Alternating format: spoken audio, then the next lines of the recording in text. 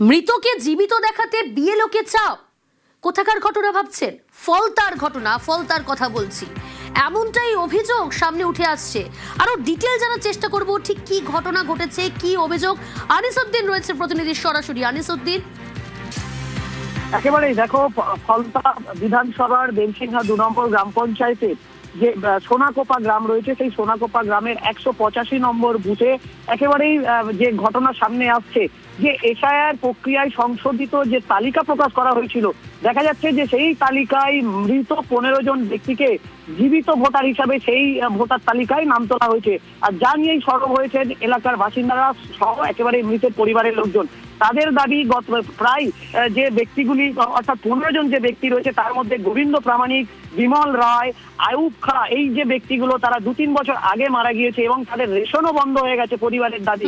কিন্তু তারপরে 2026-এর বিধান এবং সেই বিধানসভা নির্বাচনের বিএলওর পক্ষ থেকে তাদের যে ভোটার স্লিপ দেওয়া হয়, তখনই তারা জানতে পারেন যে তাদের যে ভোটার, তাদের বাড়ির মৃত ব্যক্তি, তারা জীবিত অবস্থায় এখনো ভোটার তালিকায় রয়েছেন।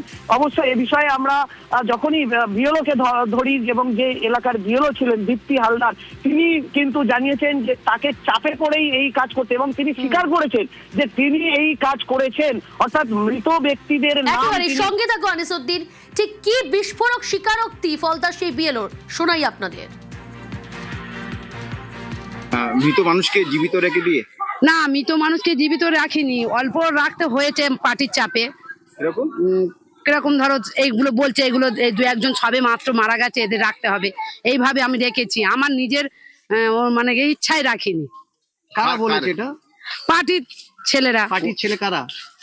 নাম বলতে হবে এখন? কোন পার্টির ছেলে? তৃণমূল পার্টির ছেলে। কি বলেছিল? কি বলেছিল যে এইগুলো সবে মারা গেছে, এদের রাখতে হবে, এরা রাখলে ভালো। আমি কি করবো, আমার করার কিছু ছিল না বলেই আমি রেখেছি। জীবিত মানুষ তাকে? না, জীবিত মানুষ নয়, মৃত মানুষকে জীবিত করে রেখেছি। তাই? হ্যাঁ। ও, কতগুলো এরকম রেখেছেন? এরকম আমি সব এখন ডিটেইলস বলতে পারবো না। না, বলতে পারবো না। আরে বলুন। বলতে পারবো না। দিদি, আপনি প্রাইজ পেয়েছেন এসআইআর এর কাজ করে। হ্যাঁ, প্রাইজ পেয়েছি, বলতে পারবো না। এরকম জীবিত মৃত ভোটারদেরকে আপনি জীবিত করে রেখেছেন। মৃত ভোটারদের জীবিত সে খুব অল্প, সামান্য। কেন করেছেন আপনি? কেন করেছেন? হ্যাঁ, কেন করেছেন? আপনি এটা পারেন করতে? না, আমি পারি না করতে। করেছেন? জেনে শুনে আপনি তো করেছেন? না, অপরাধ করেছি, কিন্তু কিছু করার নেই, তখন চাপেতে। উদ্যতন পক্ষে জানিয়েছিলেন? আমি উপরে কোনো নাম্বারও ছিল না, কিছু ছিল না, আমি কি করে জানাবো? তা আপনি কি ওই জন্য জীবিত, মানে মৃত মানুষকে জীবিত রাখার জন্য পুরস্কার পেয়েছেন? না, মৃত মানুষকে জীবিত রাখার জন্য পুরস্কার পাইনি। আমি ভালো কাজ করেছি, আমার খাতাপত্রের কাজ ভালো হয়েছে বলে পুরস্কার পেয়েছি। এই যে মৃত মানুষকে জীবিত রাখা কি ভালো কাজ? না, ভালো কাজ নয়। তাহলে আপনি জেনে শুনে করেছেন কেন? জেনে শুনে করিনি। কারা চাপ দিত আপনাকে এই নাম রাখার জন্য? ভিডিও ম্যাডাম জানিয়েছিলেন যে আপনার উপরে এই চাপ দিচ্ছে? হ্যাঁ, আমি ভিডিও ম্যাডাম, আমাদের উপরে যারা সব মোটামুটি আমি বলেছি যে এরকম জীবিত মানুষকে বাঁচিয়ে রাখতে হচ্ছে আমাদের পার্টির চাপে। কে শানু বকশিসকে বলেছিলেন? না, আমি শানু বকশিসকে বলিনি। কাকে বলেছিলেন? ভিডিও অফিসের যারা কাজ করে তাদের বলেছি। আনিসউদ্দিন রয়েছে আমার সঙ্গে সরাসরি। আনিসউদ্দিন, কোন চাপের কথা বলছেন বিএলও? একই সঙ্গে জানতে চাইবো, একদম সরাসরি তিনি অভিযোগ করলেন তৃণমূলের বিরুদ্ধে, স্থানীয় তৃণমূল নেতৃত্বের বিরুদ্ধে। তাদের স্থানীয় তৃণমূল নেতৃত্বের কি প্রতিক্রিয়া এই ঘটনা সামনে আসার পর? দেখো, ভোটের পর থেকেই স্থানীয় কোনো তৃণমূল নেতৃত্ব তারা কিন্তু এলাকায় নেই, যেমনটা স্থানীয়দের দাবি, এবং এ নিয়েই তৃণমূলের পক্ষ থেকে কোনো প্রতিক্রিয়া পাওয়া যায়নি। তবে বিএলও যেটা বারবার দাবি করছেন যে তাকে চাপ দেওয়ার পরেই কিন্তু এই ধরনের কাজ, অর্থাৎ মৃত ব্যক্তিদের নাম ভোটার তালিকায় তোলা হয়েছে, এবং জানিয়ে সরব হয়েছেন স্থানীয় বিজেপি নেতৃত্ব। তাদের বক্তব্য যে এইভাবেই মৃত ভোটারদেরকে জীবিত করে তাদের ভোটার তালিকায় রেখে তাদের ভোটগুলো তৃণমূল কংগ্রেসের পক্ষ থেকে দেওয়া হতো, এমনটাই অভিযোগ করা হচ্ছে, এবং বিজেপির পক্ষ থেকে এই ঘটনার পুঙ্খানুপুঙ্খ তদন্ত দাবি জানানো হয়েছে। তবে আমরা যখন বিএলওকে জিজ্ঞাসা করি তিনি কেন এমন কাজ করলেন, তার কি এখতিয়ার রয়েছে কোনো মৃত ভোটারকে জীবিত হিসাবে ভোটার তালিকায় তোলা, তিনি তখন জানিয়েছেন যে তার এখতিয়ার নেই, কিন্তু তিনি চাপে পড়ে এই ধরনের কাজ করেছেন। আমরা পাল্টা জিজ্ঞাসা করেছিলাম, কারণ নাম বলছেন তিনি, যে কে বা কারাই চাপটা দিত বা দিয়েছেন। একেবারেই বিএলওর পক্ষ থেকে যেটা জানানো হয়েছে যে তিনি নাম যেটা বলেছেন যে স্থানীয় তৃণমূল নেতৃত্ব গোবিন্দ বলে একজন ব্যক্তির নাম তিনি বলেছেন, কিন্তু কে এই গোবিন্দ, তিনি স্থানীয় তৃণমূল নেতৃত্ব, যারা এই বুথের স্থানীয় তৃণমূল নেতৃত্ব ছিলেন তাদের চাপে এই মৃত ভোটারদের নাম তুলতে বাধ্য হয়েছেন, এমনটাই স্বীকারোক্তি দিয়েছেন বিএলও। তবে এই ঘটনায় আমরা প্রশাসনের সঙ্গে কথা বলি। প্রশাসন জানিয়েছেন যে এই ঘটনা সামনে আসার পরেই কিন্তু তারা সঠিকভাবে তদন্ত করে ব্যবস্থা। বিএলও কি জানিয়েছিলেন কাউকে? তাকে যে এভাবে চাপ দেওয়া হচ্ছে মৃতকে জীবিত দেখাতে, তিনি কি কাউকে জানিয়েছিলেন? সংশ্লিষ্ট দপ্তরে জানিয়েছিলেন? বিডিওকে জানিয়েছিলেন? একেবারে এই প্রশ্ন আমরা করি তখন বিএলও জানিয়েছিলেন যে তিনি বিডিওকে জানিয়েছিলেন, কিন্তু তৎকালীন বিডিও যিনি ছিলেন এই ফলতা ব্লকেই শানু বক্সি, এই তিনি জানিয়েছিলেন এবং ঊর্ধ্বতন কর্তৃপক্ষকে তিনি বিএলও জানাচ্ছেন যে তার কাছে কোনো রকম ভাবে কোনো নাম্বার ছিল না। তবে তোমাকে জানিয়ে রাখি আশ্চর্যের বিষয় সেটা হলো এই বিএলও দীপ্তি হালদার তিনি কিন্তু ফলতা ব্লকের সেরা বিএলওর শিরোপা পেয়েছেন। এই সেরা শিরোপা পাওয়ার পরই তিনি তাহলে কেন এই মৃত ভোটারদেরকে জীবিত করে ভোটার তালিকায় তুললেন, সেই জায়গায় তিনি স্বীকারোক্তি দিচ্ছেন যে তৃণমূল কংগ্রেসের স্থানীয় নেতৃত্বের চাপে তিনি এই কাজ করতে বাধ্য হয়েছেন। সঙ্গে থাকো। মৃতকে জীবিত দেখাতে বিএলওকে চাপ, ফলতায় এক বিএলওর বিস্ফোরক স্বীকারোক্তি। এটা তো অবৈধ কাজ করেছেন আপনি। অবৈধ কাজ কি করবো, করার ছিল না তখন। আমি যদি করতাম আমার শাস্তি হতো, আমার স্কুল বন্ধ করে দিত, এমন হতো। আরে কারা দিত এরকম, ওই গ্রুপ ভদ্র ফের দিত। ওরা কারা? ওরা কোন দল করতো? ও তৃণমূলেরই। আমরা এই মুহূর্তে টেলিফোন লাইনে যোগাযোগ করতে পেরেছি ফলতার বিজেপি বিধায়ক দেবাংশু পান্ডার সঙ্গে। নিউজ 18 বাংলায় আপনাকে স্বাগত জানাই। মৃতকে জীবিত দেখাতে বিএলওকে চাপ দেওয়া হয়েছে, আর সেই বিএলওর বিস্ফোরক স্বীকারোক্তি। তিনি বলছেন যে তৃণমূলের চাপে মৃতকে জীবিত দেখাতে বলা হয়েছে এবং দেখানো হয়েছে, এমনটাও তিনি দাবি করলেন। কি বলবেন?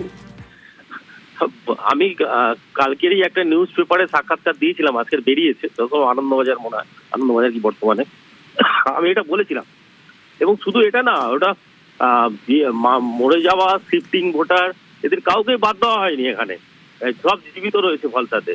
আর যেটা এই বিএলওরাই করেছে, এবং এখানে যে বিডিও ছিলেন, আগের যিনি বিডিও ছিলেন ম্যাডাম ছিলেন, তিনি এইসব করেছেন। আর এর সঙ্গে সোনু বক্সি যিনি ছিলেন ওনা যেরকম যুক্ত ছিলেন, এবং হচ্ছে আর এই আরেকজন এই যে গুরুপদর নাম বলা হলো যিনি আছেন, ইনি হচ্ছেন মানে তৃণমূলের একজন লিডার।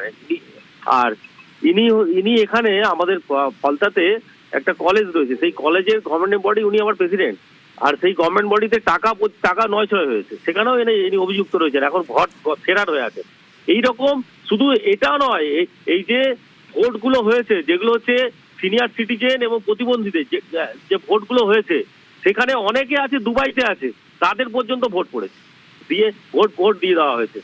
এইরকম একটা বিএলওদের এত চাপ ছিল, এবং তদন্ত করলে দেখা যাবে। আমি কালকে ভিডিওকেও বলেছি যে আমাদের তদন্ত হোক, কারণ এসআইআর এ অর্থাৎ মৃত ভোটার এবং শিফটিং ভোটারদের নাম বাদ যায়, এবং দেখলে দেখা যাবে যে প্রচুর পরিমাণে প্রায় হচ্ছে 25 থেকে 30 হাজার নাম এখনো পর্যন্ত এর মধ্যে ইনক্লুড রয়েছে।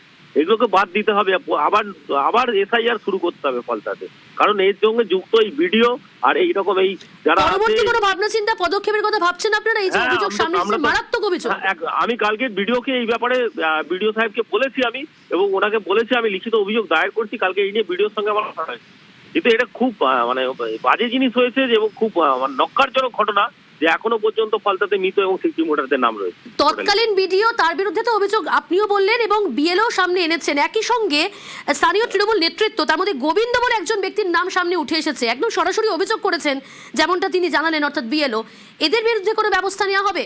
একদম হবে না, এবং সবাইকে দেখে মানে একদম বাই নেমে এফআইআর করা হবে, এবং ভিডিওকে সেটা আমি কালকে বলেওছি, এবং ভিডিও সাহেবও বলেছেন আপনি কমপ্লেন দিন, আমি ব্যবস্থা নেব, এবং করতেই হবে এটা, নাহলে এদের এইসব কালপিট গুলোকে একদম বাইরে রাখা যাবে না, এদের সবকে আজকে ঢোকাতে হবে। ধন্যবাদ। যা খুঁজি তাই শুরু করেছে। ধন্যবাদ। মৃতকে জীবিত দেখাতে বিএলওকে চাপ, ফলতায় এক বিএলওর বিস্ফোরক স্বীকারোক্তি। তৃণমূলের চাপে মৃতকে জীবিত দেখানো হয় বলেই দাবি বিএলওর। ফলতায় 2-3 বছর আগে মৃতদের নামও ভোটার তালিকায়, এসআইআর এ মৃতদের নাম বাদ না দিতে চাপের অভিযোগ। আনিসুদ্দিন রয়েছে আমার সঙ্গে। আনিসুদ্দিন, এখনো পর্যন্ত বিএলও যে অভিযোগ সামনে এনেছেন, তার পরিপ্রেক্ষিতে পুলিশ প্রশাসন তারা কি ব্যবস্থা নিয়েছে? কারণ তুমি যেমনটা বলছিলে যে গোবিন্দ বলে একজনের বিরুদ্ধেও সামনে তার বিরুদ্ধে অভিযোগ উঠে এসেছে।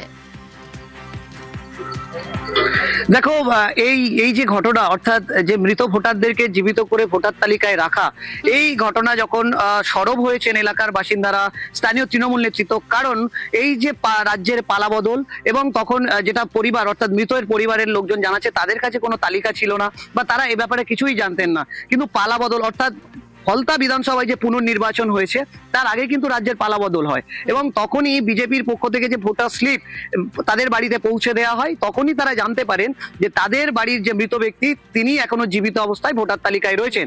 এর ফলেই কিন্তু তারা সরব হয়েছেন এবং আমরা যখন বিএলওকে প্রশ্ন করি, বিএলও কিন্তু এড়িয়ে যাচ্ছেন, বেশ কিছু প্রশ্নের উত্তর তিনি দিতে পারছেন না। তাকে জিজ্ঞাসা করা হয়েছিল যে তিনি কি ঊর্ধ্বতন কর্তৃপক্ষকে জানিয়েছেন, তিনি জানিয়েছেন যে তিনি বিডিওকে জানিয়েছিলেন, তৎকালীন বিডিওকে, কিন্তু কোনো রকম সমস্যার সমাধান হয়নি। তাকে স্কুলে যাওয়া বন্ধ করে দেওয়ার হুমকি দেওয়া হয়েছিল, ফলে তিনি চাপে অর্থাৎ হুমকির ভয়েই সেই চাপ দেওয়া হতো এবং সেই চাপে হয়তো সেই কাজ করেছেন বিএলও। তবে বিএলওর বিস্ফোরক স্বীকারোক্তি, ফলতার ঘটনা, মৃতকে জীবিত দেখাতেই বিএলওকে চাপ দেওয়া হয়েছে।